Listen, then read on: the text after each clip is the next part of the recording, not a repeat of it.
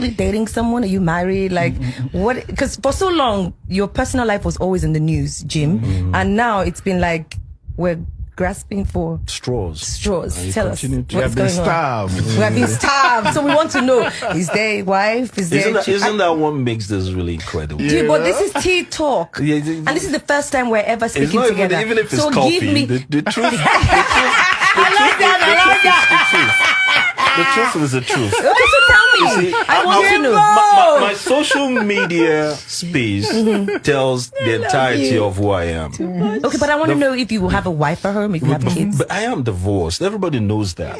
I got into a marriage with an amazing person. Okay. I mean, she was Caucasian. She is Caucasian, and then we it was love. It was totally love. You know, we came to understand each other. You know, Russians are a different way. They're really ethnic. They're really traditional. So there was certain values African descent could connect with. But again, there are certain things I'm telling you that as a biracial relationship comes with so many, parts, so many, tendencies that if you cannot take inventory of everything as it unravels, marriage is the singular entity that will bring out the best or the worst in you. The emotions you're capable of in a marriage, spending time with someone that you didn't think you're capable of. Yes.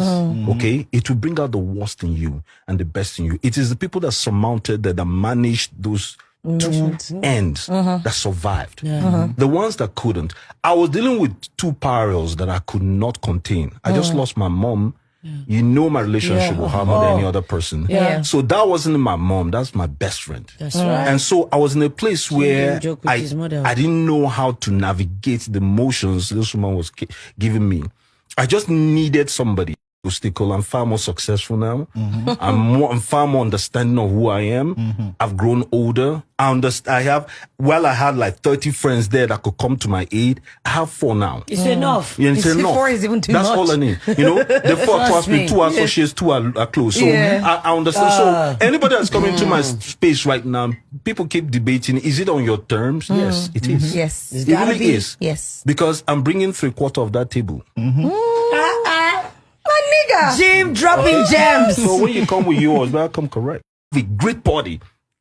In a house I just built. The woman I built the house for wasn't even going to live in it. The only person that understood me was, even my sisters didn't understand. Because I was told this news right in the middle of a BBC interview. And I came back, said 3 months, this house is done. I didn't allow myself the luxury of grief. Yeah. Because I came home, everybody has fallen apart. The man I looked up to hold me up, let me do this, and wasn't. So I said, okay, I'm going to put myself in that space. But it cost me. It cost me because at the end of the day, when everybody survived, I started struggling. And then I understood what delayed grief is. I swear, I'm the first person that would ascribe it to weak people.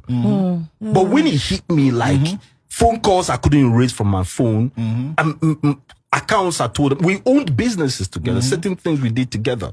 I wouldn't even allow them sell or share, jewelry that I bought. I was fighting for all the wrong things. I couldn't shut down. That's when, and we're not raised to go to therapists. My wife is trying to get me to a therapist. I'm like, are you crazy? I've never been with one.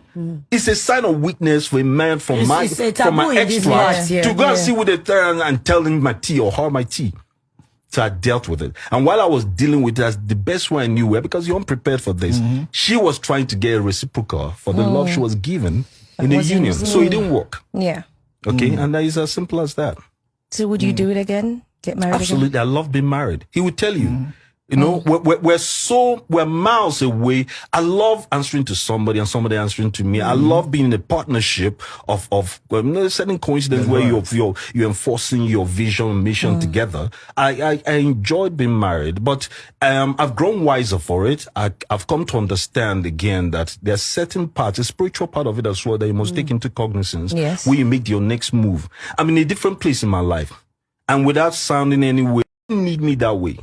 She needed me. She needed to love me and I would love her back. And I couldn't reciprocate.